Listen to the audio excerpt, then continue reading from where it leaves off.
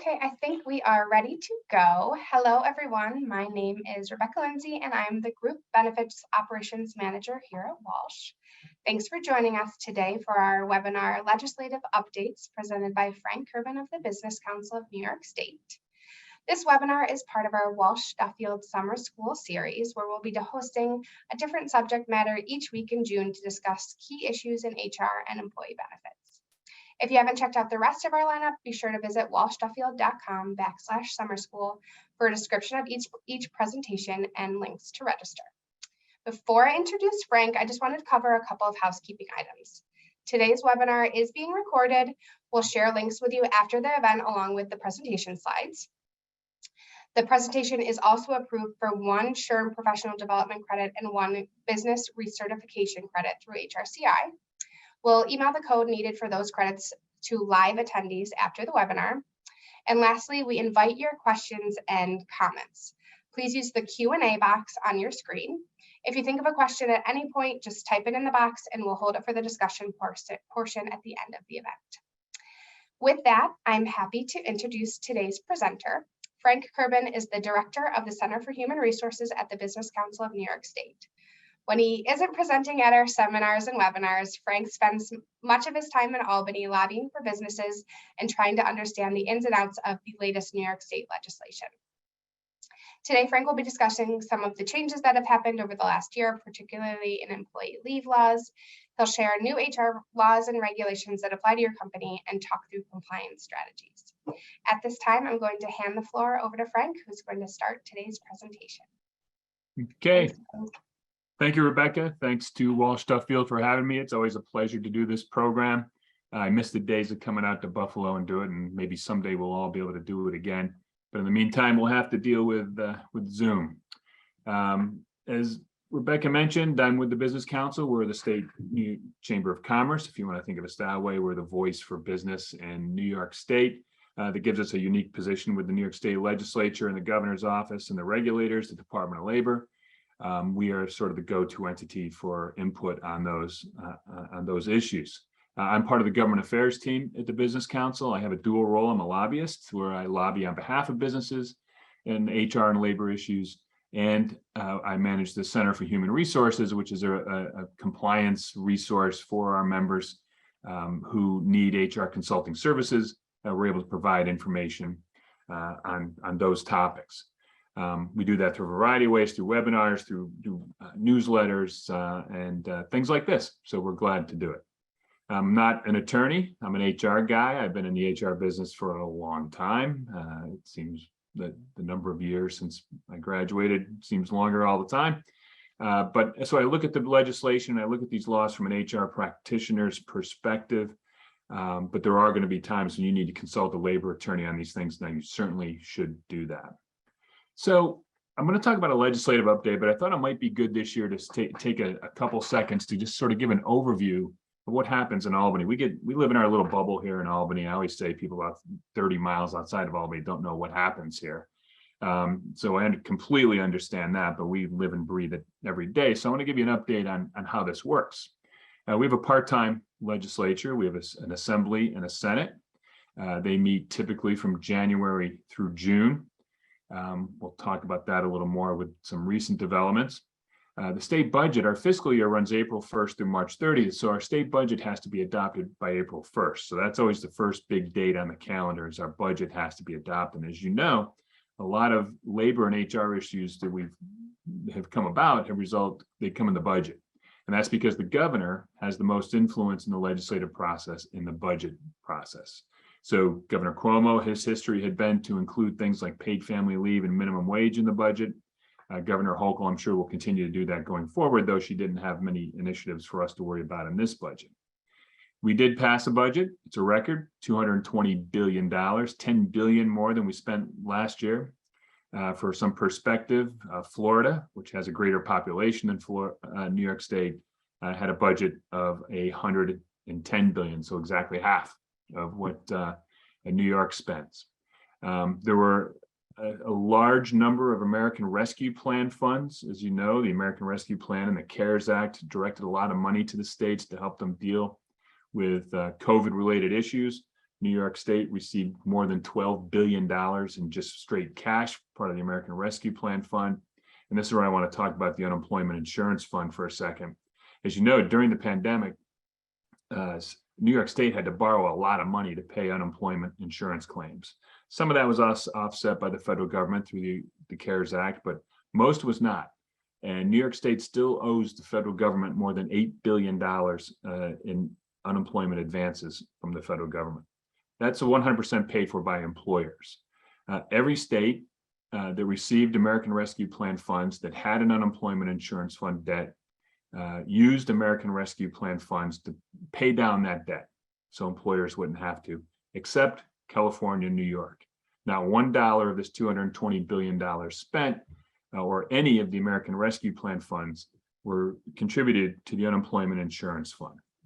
Your unemployment insurance costs are determined by two things: your exact experience with unemployment and the condition of the unemployment insurance fund. Based on those factors, the tax tables move, and your contribution is determined by your experience and the position of the tax tables. The tax tables are out of whack. We owe too much money. You will have significant increases in 2023 unemployment insurance costs per employee. Some estimates are as little as $200, as much as $300 or $400 per employee during the course of 2023 to make up for this debt. We continue to urge, and we thought that we had some agreements with the Office of Budget to try to direct some of these monies to the Unemployment Insurance Fund. That did not happen. That will be a significant increase in costs for New York businesses, unless something else happens in that regard. But clearly, New York State Legislature and the governor feel that employers should be paying the majority of the cost of the COVID pandemic. We have one-party rule in Albany. As you know, we have Democrats who control the Assembly and the Senate. Governor Hochul, we have a new governor, right, who transitioned last year. This is her first full legislative session, her first budget. She's had some issues. Her first lieutenant general she appointed was arrested for fraud. She's on her second lieutenant governor, I'm sorry. Now it's an election year, which always throws things out of whack. And it's a more unusual election year than normal because we were every 10 years, the legislature's tasked with drawing up new districts for the Assembly and the Senate. This year, they had, through a vote of the citizens, that decided that an independent commission would draw those district lines for each of the representatives. That commission could not come to a conclusion, so it went to the Assembly and the Senate. They redrew the maps. They sent it to the governor signed those maps off. We now have had courts say that the Senate maps were unconstitutional and had to be redrawn by a special master. That caused a delay in the primaries. The Senate primaries are now in August 23rd. So when you're on vacation, don't forget to get your absentee ballot to vote for your Senate primary. The Assembly maps were upheld, or at least initially, and we are currently, that primaries for the New York State Assembly are June 28th, which means we're currently in the early voting portion of that. Our governor primaries are currently on June 28th. Governor Hochul has challengers in the Democratic Party, and there are at least three candidates on the Republican side who are vying for your votes in the primaries now. So we have a really convoluted election year, two sets of primaries. It's been a mess, right? In a way, it's good because it took some of the air from the legislature. We like them to be distracted by their own job preservation, and that happened a lot, though they managed to overcome that and still pass a huge number of laws. We had this alleged leak of the abortion ruling from the Supreme Court that would overturn Roe versus Wade. And we had the terrible mass shootings in Buffalo and Uvalde, Texas, that got the attention of the legislature as well. And they spent a lot of time on abortion and gun restrictions. It always seems, we were talking earlier, that when we do this program for Walsh, there's always breaking news, right? I think some of you may have seen me in the past. Been on my phone during actually the actual presentation with breaking news. We have that now. Just about half an hour ago, the Supreme Court overturned New York State's concealed carry gun laws. It says that there's something in the New York law called proper cause. You had to show that you had a need for a concealed carry weapon before you were given one. The Supreme Court has struck that down as unconstitutional. The reason that's important to us is that Governor Hochul said she will call the legislature back to address this Supreme Court decision. And when the legislature comes back, they can do anything they want. They say they'll focus on gun laws, but they could address anything else. So our summer, which is typically focused on getting bills vetoed or amended, is now going to be focused perhaps on a new legislative session and perhaps very soon. So that's the breaking news this year for the Walsh-Duffield program. So what happens next? I'm going to talk about some of the bills that were just passed this legislative session. None of the bills I've talked about have been sent to the governor. So once they pass both chambers, the chambers, in a sense, get to decide when they send them to the governor. They have till the end of the year, till December 31st to do this. And some bills, they wait until the fall. As I mentioned, we have a convoluted political season, so it's hard to determine which bills they might see as advantageous to send now, which bills they might see as advantageous to wait until after Election Day. It's hard to say. We, the Business Council, and I will be working on each of these bills with the governor's office and the legislative leaders. First, to encourage a veto. Almost every bill I'm going to talk about, we want a veto. But absent that, we can make changes called chapter amendments. And that is, the governor agrees to sign the bill with the agreement with the legislative leaders that they will make certain specific changes in January when they reconvene. That's a very common thing in New York. And we hope to make chapter amendments to some of these bills that I anticipate the governor will sign. Some numbers: 17,165 bills were introduced in the legislative session. 6,414 were new, never had any legislative history before. That's an astounding number of bills. New York State introduces more bills exponentially than any other state in the union, and exponentially more than the US Congress as a whole. Last session that ended in June of 2021, they passed 894 bills past both houses. This year, they set a new record. In spite of all the distractions regarding redistricting and primaries, they passed 1,007 bills. 380 of those passed in the last 5 session days that ended on early morning, Saturday, June 4th. That's about 80 bills a day in the month of June that were passed by the legislature, and you can see how our weeks play out in those cases. I personally monitor HR and labor bills. There were 480 bills that in one way or another touched the HR and labor environment. I had about 40 on my list of holy cow, these could happen type bills, and about half of those, about 20 of those bills happened past both chambers. So again, we're going to go into those, but remember, they're not law yet. They've just been passed by the 2 chambers, and we'll talk about the likelihood of each one being signed as we go through it. There's old news I want to cover, and you all are probably aware of this, but these are leftover things from the last legislative session that had 2022 effective dates that I think everybody should hear since we last met.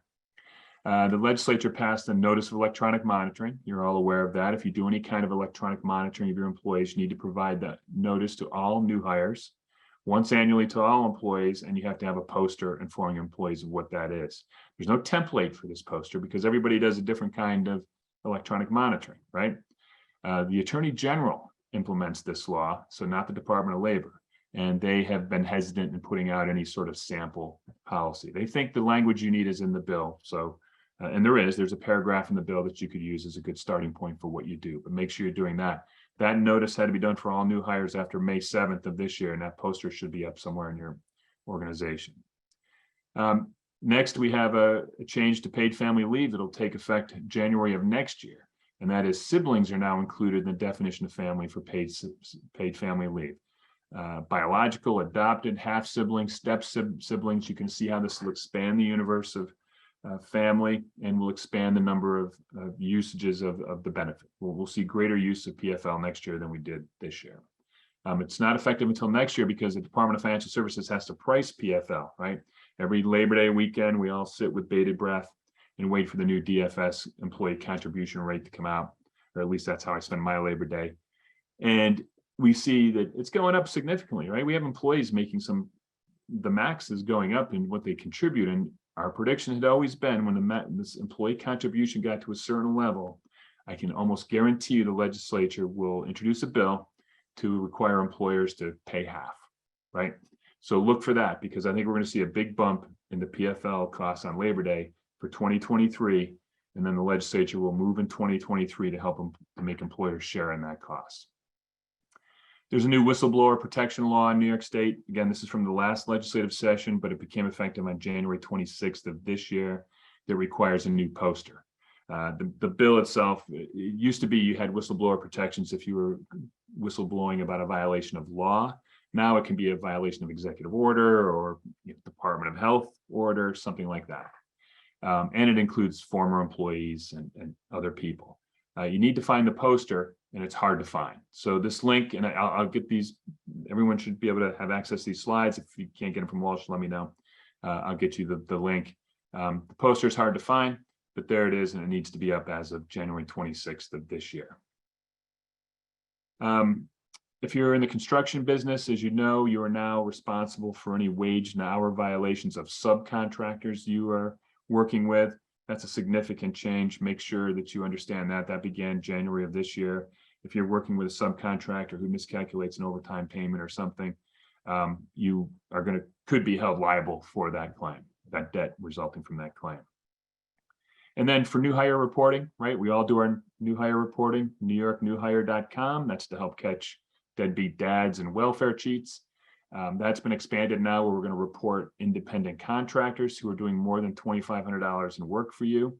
That took effect at the beginning of the year. So if you use independent contractors for any length of time, make sure you're including them in your new hire reporting. And then finally, under the old news category, we all remember the Secure Choice Savings Program.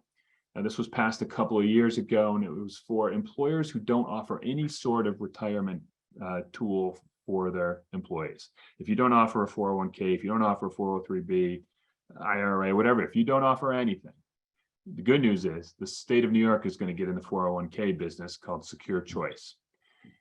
It's voluntary. You don't have to participate in this as an organization, but you can. The Secure Choice plan is not up and working yet, right? In fact, there's an RFP for consultants to help the state do this. That RFP due date is the end of June this month. So they're a long way from having Secure Choice up and going. If you're one of these employers, you don't have one of these plans, when they get up and going, you're going to have to give a new form to your employees if they want to opt out. It'll be automatic enrollment for employees unless they opt out. So keep an eye on that. We don't have to worry about that now, but in the near future, you're going to hear more about Secure Choice. The other thing is, if you have a retirement plan or something in place now, you cannot cancel that to join Secure Choice. You got to maintain the plan you have. All right, so let's get to this year, 2022. What did it bring? First, we'll start with the really bad news and work our way down to less bad news. We were joking earlier, I never have any good news for you guys, but workers' compensation. There were 5 bills that were passed regarding workers' compensation, all that were seriously bad bills that would add significant cost to the workers' compensation system. 100% of the workers' compensation system is paid for by employers. We already have the most expensive workers' compensation system in the country. We worked with the legislature from the beginning when we saw these bills introduced, explained to them how bad they would be. We were told that they weren't going to move. In fact, later in the session, we were told only one was going to pass. Turns out 4 of the 5 passed. I neglected to put the 4th one on here, but it's technical. I'll explain what it is. So there are 3 really bad bills that are going to add to the cost of the system unless they are vetoed. There's no way to save these. There's no way to do a chapter amendment on these. We provided sample language to amend each of these laws, and they were rejected by the legislature. The first one would expand to all workers the ability to receive PTSD coverage under comp. Earlier in the pandemic, they passed legislation that would provide PTSD as a workers' comp eligible injury to first responders, which makes sense. If you're in the fire or an EMS and you're responding to some horrific scene, you could certainly suffer an injury, a PTSD type injury as a result of that. And if you need counseling services or you miss work, those should be under the comp system. This bill does more than that. Expands it to any worker who experiences stress greater than what occurs in the normal work environment. Well, my original thought was all of us HR professionals have experienced stress greater than the normal work environment over the last 2.5 years, right? that would make us all eligible for some sort of benefit. So you can imagine the type of expansion and the type of claims that are going to impact the system if this is sent to the governor and signed. Second is just as bad, redefines temporary total disability. If I break my arm now and I'm unable to do my job, and I work for a large organization like Target, well, I would get a certain benefit. I would get a temporary total disability benefit. And it would be based on the nature of my injury and the amount of my disability. If I work for Target, they could have me go back to work in a modified position. It's a big organization, lots of different types of positions. They might find something for me to do and avoid that additional cost. This says that if I cannot be offered modified work, that my disability payment is increased to a total disability, which would be a significantly higher disability payment.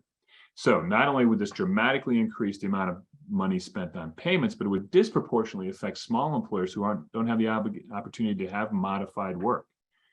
So you can see how this would add cost to the system and be bad for smaller businesses. And then the last one's going to increase the minimum weekly benefit for injuries, right? It's been at $150 for a while, and they're going to increase that and index that to inflation. So clearly raising the floor of the benefit levels is going to add increases to the cost of the system. We're working with the Department of Budget on this because the state and municipalities are impacted by this expected cost, right? The governor has put out word that there's a looming recession coming and the state agencies need to start conserving money. Well, this would dramatically increase the cost of the workers' comp system to state and municipality, as well as all of us regular employers. So we think we have a chance to get these vetoed using that approach, but you never know. It's an election year. We'll see. Labor had forced these bills through the legislature, organized labor. So it's possible that the governor looking for re-election could sign these. But we think we have a better than even shot at getting these vetoed going forward. If not, significant workers' comp increases for you next year on top of your unemployment cost increases we talked about. Pay transparency and wage theft, always an issue in the legislature. They're convinced we're stealing wages from our workers. You've heard me say this before. If we could get rid of nail salons in Queens who are engaging in horrific employment activities bordering on human trafficking, we'd be in better shape because the downstate legislatures see those egregious behavior and want to apply fixes to the business community as a whole. The first one you're going to hear a lot about. This requires employers to disclose compensation or range of compensation to applicants and employees when they advertise for a job. So if you're going to post a job on LinkedIn, your local newspaper, or anywhere, Monster, wherever you're posting a job, should this be signed by the governor, you're going to have to post a good faith pay range for that job. You can imagine the difficulties in that. Right now, everybody has established pay ranges that could withstand scrutiny from the EEOC or whoever. You're going to have current employees see that maybe you're hiring for the same position at a higher rate. There's a lot of problems with this. The other problem, this will be signed by the governor, because here's what happened. New York City passed a law that would have taken effect in May. They needed to make some significant changes to it. The business council testified at the city council. I testified at the city council hearings to amend that law. They did amend it. It's now effective November 1st in New York City. They have to post pay ranges. The city of Ithaca passed a law that's effective September 1st, requiring the posting of pay ranges. Albany County has been considering a bill to do this. We were going to have 1 million different jurisdictions with 1 million different rules on this. We were able to make some significant improvements in this bill. For instance, the original bill wanted you to post a general description of benefits, stock options, bonuses, deferred comp plans. It would have been a nightmare. That was removed. So basically, it's just a good faith pay range for which you intend to pay for that position. But we're going to have issues in that. Now, the Department of Labor is going to promulgate regulations on how to do this. We have a great relationship with them. We'll have input on those regulations. But this is going to be something that I'm sure the governor will sign, and we're going to have to learn to live with. The next two are similar. First, it's going to require state contractors to disclose data on employee compensation by gender, race, ethnicity. The DOL is going to come up with a form. We hope it looks like the EEO-1 form, right? So we have to duplicate activities. And if you bid on a state contract, you're going to have to provide the state that information. And the second bill is related to that, and it's going to require anyone who files an EEO-1 report. Any of you have more than 100 employees, you have to do an EEO-1 report. If you have more than 50 employees and you're a state contract or federal contractor, you have to do an EEO-1 report. And you send those to the EEOC. When the EEOC gets those, they're confidential. They may produce aggregate data, but no one can go see your EEO-1 report. You will now be required to submit this, if this is signed, to the New York State Secretary of State, who will create a website where anybody can go and see your EEO-1 report. That obviously raises privacy concerns. If you're an organization where it could be easily identifiable who your executives are, for example, your competitors might want to go and see that and use that data to their advantage. I think we have a pretty good chance of getting that vetoed because of the privacy concerns, but we'll be working that very hard to get rid of that. The one about the state contractors, that's likely to be signed, and then it'll be a matter of getting the DOL to implement a system that's doable. And then finally, in that theme, Senate Bill 5994 would require any contractor wishing to bid on a state contract to register with the DOL and pay a registration fee. This is kind of new. DOL would vet the contractor, see if they have any previous violations of labor law. Currently, state vendors do have to submit to sort of this review by taxation and labor. If you bid on a contract, they're going to go vet you to see if you have any egregious violations in the past. But this is a specific registering with the DOL and a registration fee, which is new to bid on state contracts. Again, we think this is sort of duplicative, and we can get the governor to veto something like this, especially with the process that's already in place. We'll see what happens there. Also, freelance workers, think independent contractors. There's a bill to provide a recourse for independent contractors experiencing wage theft and other violations of the labor law. What it would require is, if you engage with an independent contractor and you spend more than $800 with this person, you would have to commit this relationship to writing. You would have to provide them with a contract that explains the terms of the agreement, when the payment will be made, et cetera, what the expectations are. The DOL is required to provide a template for that, so we wouldn't be creating that out of thin air. But again, we think this is something the DOL, and then they would be enforcing the contract, the Department of Labor, which is a new thing for them, right? The DOL enforcing protections for non-employees, in a sense. So, we'll be watching that bill and urging a veto of that as well. The only thing we can support is the bill that would extend for 2 years the law regarding permissible wage deductions. If you remember, a few years ago, they clarified sort of the process. If you made an overpayment to an employee, how you would get that money back, the hoops you would have to jump through to do that. For some reason, they put a sunset on that law, and every 2 years it expires and they have to address it. They did, and they extended it for another 2 years. We'll be fine. I think employers have come to understand what are permissible and not permissible wage deductions in general. So this is something that will continue what we've been doing for a long time. Workplace safety. A couple of areas where we're active here. Establishes penalties for employers who do not recognize an employee safety committee within 5 days of request by employees. Remember the HERO Act? There's two parts to the HERO Act. First part was we all created our Airborne Infectious Disease Prevention Plan. When it was activated by the Commissioner of Health, we activated our plan. It has been deactivated, but it still has to be written and available to employees to look at. And then part two was workplace safety committees that required any employer with 10 or more employees to allow the creation of an employee safety committee. We don't have to go out and seek out this committee, but if employees come to you asking to establish a committee, you have to permit it.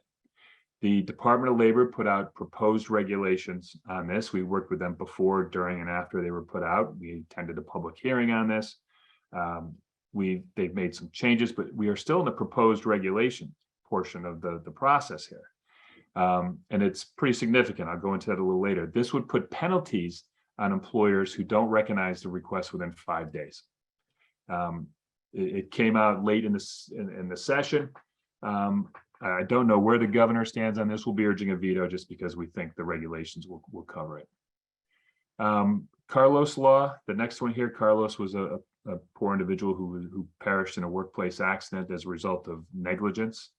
If the corporation or their agent is found guilty of a crime that injures a worker, you'll be subject to significant reparations to be paid. Based on whether it's a misdemeanor or a felony, the reparations can be, if it's a felony that results in the death of a worker, not less than $500,000. Now, OSHA already has the ability to bring criminal charges against people who are criminally negligent and issue fines. The legislature thinks that they're not doing enough. We'll be working hard to get this vetoed because of OSHA's already ability to do that. And then the Warehouse Workers Protection Act, this came up late in the session and we call it the Amazon bill because it was clearly intended to target one specific employer, Amazon. Downstate legislatures in New York City had been engaged in some organizing activity with Amazon. They won some, they lost some, and they introduced this bill as a way to, I think, punish. If you have a warehouse with more than 100 employees, if you use a quota system to measure productivity or the activity of workers, then you will have some new obligations if this is signed by the governor. Most of the obligations just require you to collect data, share that with employees and former employees that they can use. There's really no other new protections in there for employees. It's more of a record-keeping law. It's still not good for warehouse operators in New York State. We're working to get this vetoed. We've been told it's not likely to be vetoed, but they are open to chapter amendments, and we've given them a lot of suggestions on how to make this better. California has a law like this, which is oddly better for employers than New York's law. We hope to at least match what the California legislation is so we don't have multiple jurisdictions if you're a national company. So keep an eye on the Warehouse Workers Protection Act if you're in that business. Then we have miscellaneous things that pass both chambers. Again, none of these have been sent to the governor, and we're unsure if they'll be sent. First is going to clarify that workers should not be punished or subjected to discipline for lawful absences.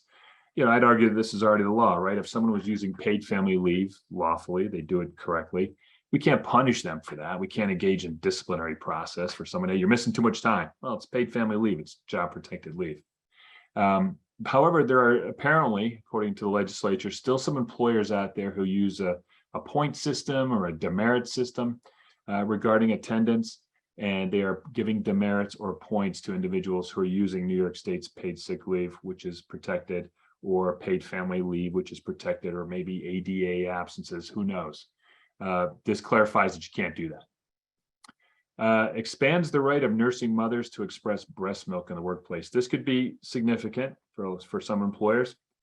As you know, we're required now to provide reasonable time to individuals to express breast milk in the workplace.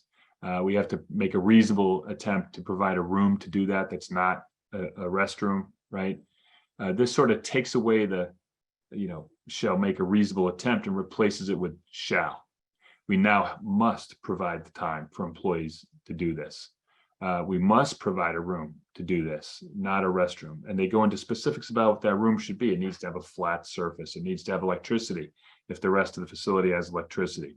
It needs to provide running water if that is possible, physically possible. So the bill was amended. It's an A print, as you see, 6586A. We were able to get some softening of the language, especially regarding running water, but it's going to could dramatically impact some employers who have a population that's nursing employees. By the way, they changed nursing mothers to nursing employees. That was one of the other changes from the previous bill. But if you have nursing employees, you're going to need to make sure you have facilities to do this. It's no longer elective. We can't really be in the position of looking to veto this. We all support the rights of nursing mothers to express breast milk during work hours. So we're going to work on making it more palatable for employers to comply with. The next one prohibits discrimination based on citizenship or immigration status. Again, would have argued that that was already the case, immigration status maybe being the new term there. But that, should that be signed, would add to our list of protected characteristics in New York State. Two things related to consecutive hours of work for nurses. If you remember, there was a bill passed, signed into law recently that did that, put restrictions on the types of hours nurses can work and what can be mandatory or not. First bill adds home care nurses to the definition of protected employees. So if you're in that business, you now know that you could potentially be covered by this. The second bill clarified declared emergency, right? Before it said if there's an emergency, you could exempt from some of the provisions of the restrictions. And employers, one of the things was, well, we have a staffing emergency. So we're declaring our own little emergency here in the facility. They've now redefined declared emergency. So it's really just a declared emergency by state, local government officials. You wouldn't be able to use that excuse anymore. So if you have registered nurses, home care nurses working for you, you can expect some challenges should these bills be signed, and staffing issues regarding nurses who don't want to work additional hours. You wouldn't be able to make them. They can still voluntarily do it, but you might run into some staffing situations. We're arguing a veto of this. We've been a long opponent of this. We want employers to have the flexibility to staff their organizations how they feel best staffed. So that is what we have that's new from the legislature so far in the 2020 session. Again, we're waiting for these to be sent to the governor. We're working hard to veto the ones I mentioned, to adapt and amend the other ones. If you have thoughts on any of these, please feel free to reach out to me. It's always great when we can point to some specific examples of how these would particularly harm your industry. And you may, I'm sure, have things that I've never thought of when we go to the governor to talk about these things. So if you have some unique situation that would help us in our veto attempt, please come forward. My contact information will be on the end of the slide. A couple of other things I want to talk about in other news: cannabis. As you know, I'm not sure who's struggling with cannabis, but we hear there are some issues out there. We now have legalized recreational use of marijuana in New York State. The Compassionate Care Act was amended as part of this. That's the medical marijuana usage. Two major changes to that. One is you can now smoke marijuana as a form of medical marijuana. Your doctor can prescribe that. Before, it had to be through oils and other avenues, but now you can smoke the plant. And it dramatically increased the types of illnesses. Remember, every year it used to be, well, can we add this illness? Would this benefit from the use of marijuana? Now it's any illness that your physician thinks would benefit from the use of cannabis. So if someone presents you with a Compassionate Care Act card, you're going to accommodate that individual as if they're disabled, provide reasonable accommodation for their use of this product. The main thing we want to reinforce here is that Labor Law 201D was amended to include cannabis and outside recreational activities and consumable products. It's illegal to discriminate against people based on their use of legal consumable products. You can't refuse to hire smokers. You can obviously control smoking in the workplace, and you should, but you can't refuse to hire them. And the same with recreational activities. If someone's a skydiver, you can't refuse to hire them because they're skydiving just because they might not be with you Monday. It would be unlawful discrimination. Cannabis is now a legal recreational activity and a legal consumable product. So think of it as alcohol with some extra protections. We can restrict the use of cannabis use during working hours and on our premises, and we should. That includes vehicles, private vehicles on our parking lots. We don't want the use of cannabis during work hours in our vehicles or on our property. Be sure to include that in your policy. And then a new section was added to 201D to address cannabis. And so how can we take action against someone who we think is impaired by cannabis? And the second paragraph is the one. We can take adverse employment action if the employee is impaired by the use of cannabis. Well, what does that mean? Meaning the employee manifests specific articulable symptoms while working. So we have to identify with these symptoms of cannabis use. Some of us are going to have to become sort of drug recognition experts. That's a highly specific certification, drug recognition expert, but we're going to all have to get used to identifying the symptoms of cannabis use. Can't just be smell, right? Because we have edibles and other forms of cannabis use now. And not only that, not only do we have to show that they're impaired, they're showing articulable symptoms. We have to show that those symptoms decreased or lessen the employee's performance of their duties or tasks. So not only do we have to show they're impaired, but we have to show they're impaired and it's impacting their job. They disregarded a safety rule. They are working slower than normal and it interfered with the work process. If we can show both of those things, then we can take adverse employment action. Someone comes in, reddish eyes, slurred speech, smell of cannabis on them, but they're working and doing their job effectively. It would be, I think, unlawful to take adverse employment action against that person, right? So we have to commit to both of those before we can take action. HERO Act Workplace Safety Committees, I mentioned those. This is in effect now. This law took effect in November of 2021. So if an employee were to come to you today with a request to establish a workplace safety committee, you would have to do the best you can, probably under the proposed regulations. As I mentioned, proposed regulations are out. If you need a copy of those, let me know. I might even have the link. I do. We had a public hearing on this in February. If you have at least 10 employees within New York State, 2 non-supervisory employees come to you and want to establish a committee, you have to permit it. We cannot interfere with the selection of the non-supervisory employees of the committee. That's going to be weird. They're going to have an election. How are they going to resolve this amongst themselves without management's interference in the selection of these committee members? The committee shall, according to the proposed regulations, be not less than 2 and not more than 12, or 1/3 of the employees, whichever is fewer. So the max you'll have to deal with is 12 employees. They get up to 4 hours of training per year without loss of pay, according to the proposed regulations. It's not clear if we have to go find that training for them or they find it on their own. These committees are going to be able to write their own bylaws as to how they want to proceed, how they want to act. And remember, it's 2/3 non-supervisory. They can be conducted at least once per quarter for no longer than 2 hours, at least once per quarter. So they can have more meetings than that, no more than 2 hours in length. They have to make sure that they're scheduled at times that do not unreasonably conflict with an employer's business operations. That'll be an interesting argument to make with our committees. And the employer must respond in writing to each safety and health concern raised by the committee. And they clearly have a wide range of, it's not just airborne infectious disease, it's not just COVID. Anything they feel is safety related could fall under the purview of this committee that you would have to respond in writing. My favorite example, and I used this one with the DOL and they agreed, what if we were going from, we work 8 hours a day, 5 days a week. What if we wanted to go to 4 10-hour days? Well, if the committee determines that that could impact safety, maybe fatigue of employees or whatever, that could be something that you would have to discuss with the committee. We don't have final regulations yet. We should have them real soon. Go to this link and you can scroll down. You'll find the proposed regulations at the bottom of the page.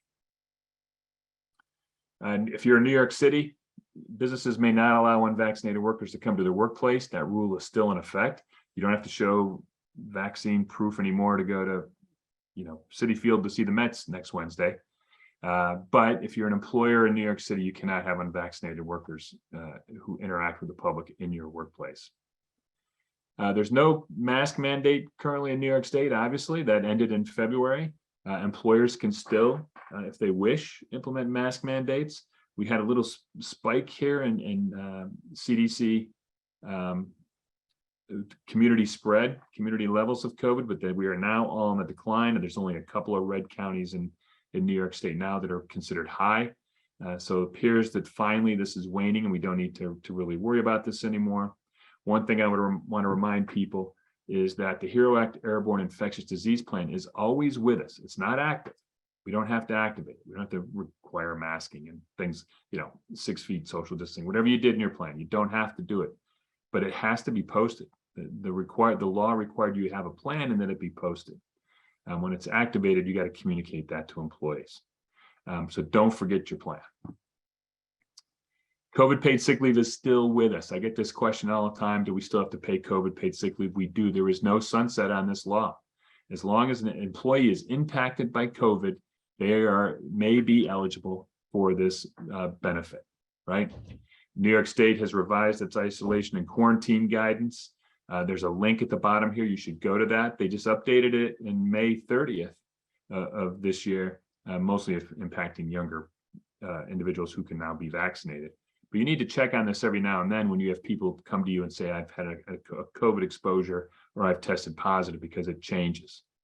Remember, you have to be under a mandatory order of quarantine or isolation issued by the state or Department of Health to get the benefit. However, in January, the governor said, we're out of the contact tracing business. We can't do it. Too many people. Employees, you can go self quarantine yourself. That was crazy. Cuckoo bananas talk.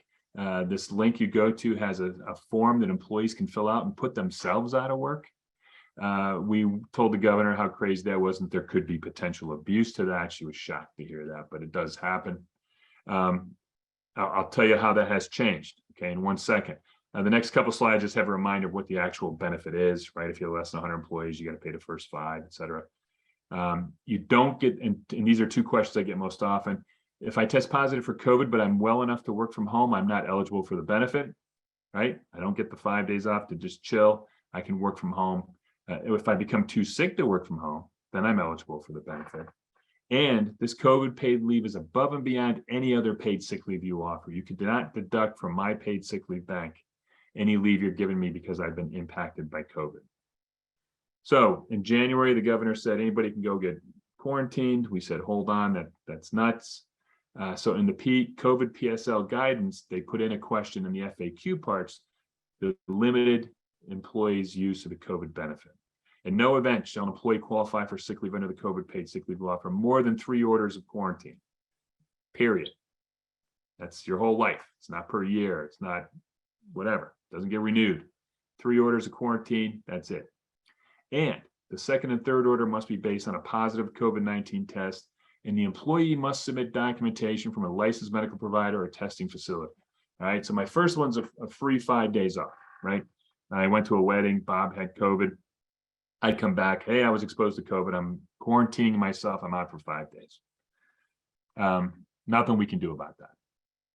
The second and third time is only if I personally have a COVID positive test, and that test is read by a laboratory or a medical professional. I can't text you a picture of a positive COVID test I got on the internet, right?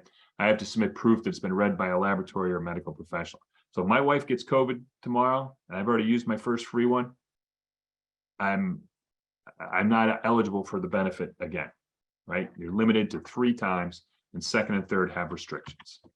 However, this is also in the FAQs. If an employer mandates that you remain out of work due to exposure or potential exposure, the employer must pay you, right? So that Bob calls me now, he's already used his free one. Bob calls me now, he's fully vaccinated. I was at a wedding, Jim had COVID, I'm gonna stay home 5 days. Hold on, according to the New York State's isolation and guidance requirements, you've been fully vaccinated, you don't have to isolate. You don't have to quarantine. You can come to work. But if out of abundance of caution, if we tell Bob, all right, stay home 5 days, you have to pay him. It's above and beyond his sick time. It's just pay, right? So be careful how you respond to people who come to you and say, I've had an exposure or whatever to COVID. My wife's got COVID. My children have COVID. If you say out of an abundance of caution, stay home, you're going to pay him. So check this link to make sure you have the most recent guidance, so you know, based on their vaccination status, based on the type of contact they have, whether or not you should tell them to stay home. And that's all I have. I tried to keep it to 45 minutes for Q&A. It was 49 minutes.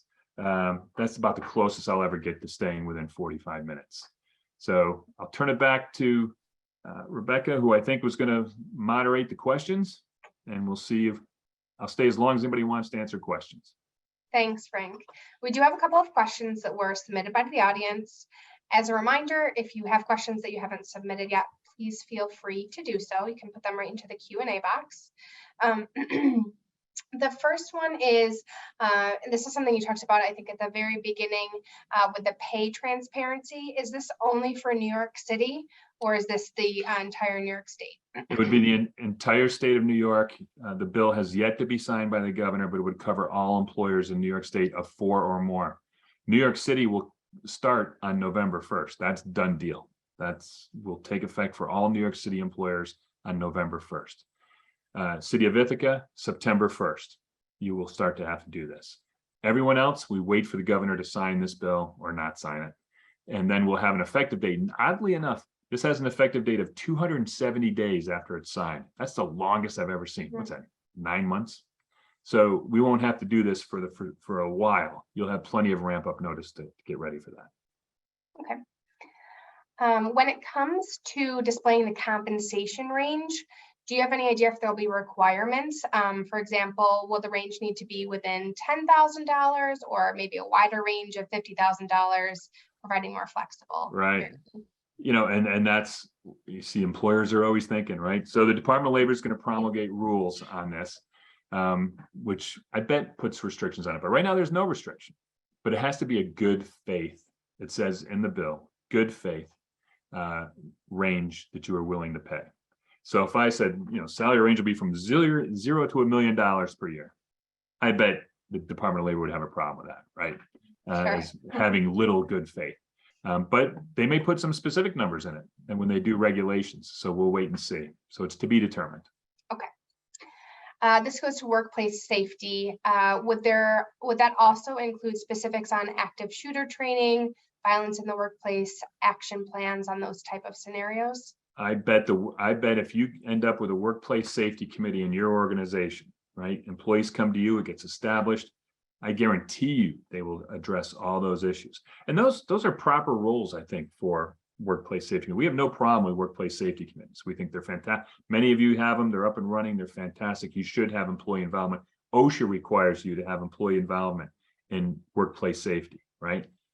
The issue we have with the law is the makeup of the committee, how a group of non-union employees are going to vote for representatives. There are federal laws that govern employer dominance of labor unions. There's the National Labor Relations Act. We think a lot of the provisions of this law runs afoul of those federal laws. And we don't want employers to be in a position where they're organizing an election in the workplace that violates the National Labor Relations Act. And that's a real possibility. So yes, I think any topic like gun violence, violence in the workplace, all of those will be in the purview of the Workplace Safety Committee. Okay. If an employer does not actively monitor their employees, do they need to distribute the electronic monitoring notice? Yeah, no, you don't, if that's true. I bet though your email system has the ability to go back and retrieve old emails, right? And now you're going to fire someone for, I don't know, sexual harassment, let's say, and you go back and retrieve an email to show that, look, you were harassing this person before. Wait a minute, you never told me you could retrieve old emails, right? Now you see the position you're in.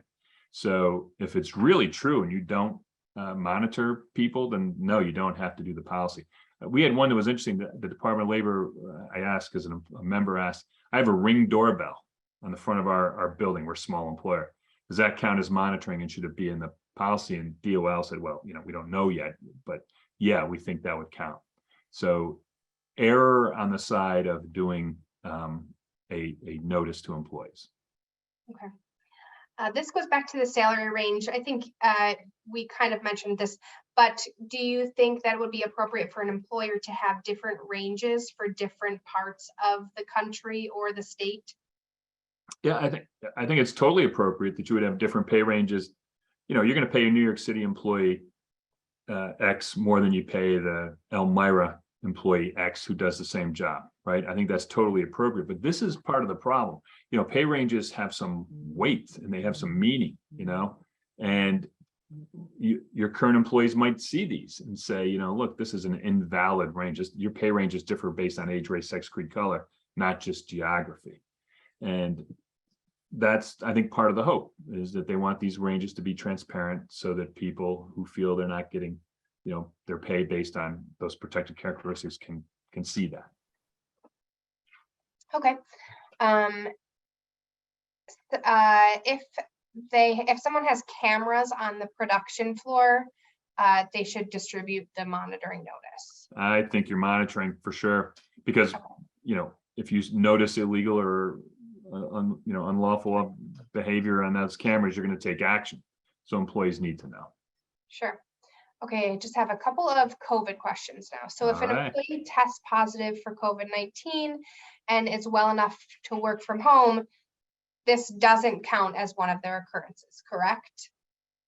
Correct. We're going to count, it says 3 opportunities to access the COVID-19 benefit, right? So they're not, in this case, they're not doing the benefit. They're just working. Okay. Right. Somebody asked, how far back does the New York State COVID sick leave go for those, 3 occurrences? When do we start that? Yeah. And this has always been one of the confusing things about it, because they've changed the rules a lot in the last 2.5 years on COVID paid sick leave. And they always say, go back as if this were the rule from March 2020. And it's like, well, that's crazy, right? But that's what they say. That's what the Department of Labor says, how they will perceive this. They will perceive as if everybody had 3 cracks all the way from the beginning of 2020. Okay. By the way, the Department of Labor thinks they did us a favor by limiting it to 3. They think the law says unlimited. And when we went to the governor's office, they're like, 3, you're lucky it's 3. It could have been infinity. So we should be thankful. Wonderful. What if the employer tells so this is again COVID, if the employer tells the fully vaccinated person to stay home, due to exposure at Jim's wedding, but they're able to work remotely, does the employer still have to pay those 5 days? Are we asking them to work remotely out of an abundance of caution, even though we allow the remote work? Right. No, you're fine with that. That's just them working at home. That's not 5 days. Don't sit home and watch TV. It's five days of you're going to be home out of precaution and you're going to work.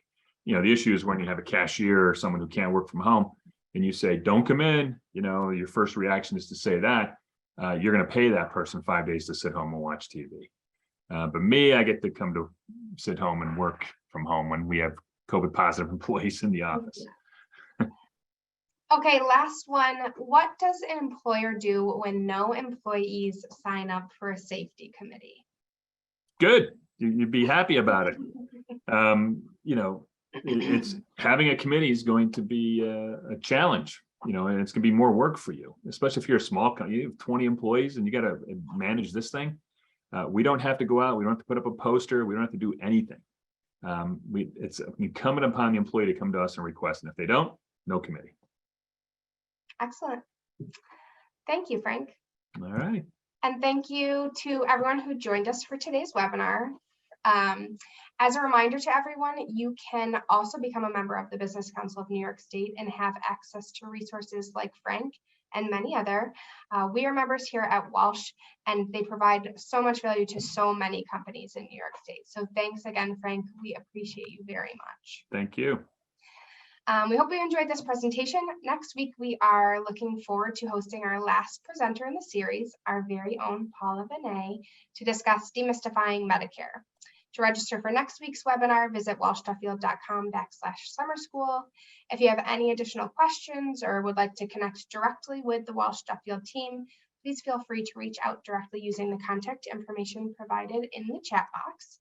We are available to help with any of your employee benefits, well-being, or insurance needs.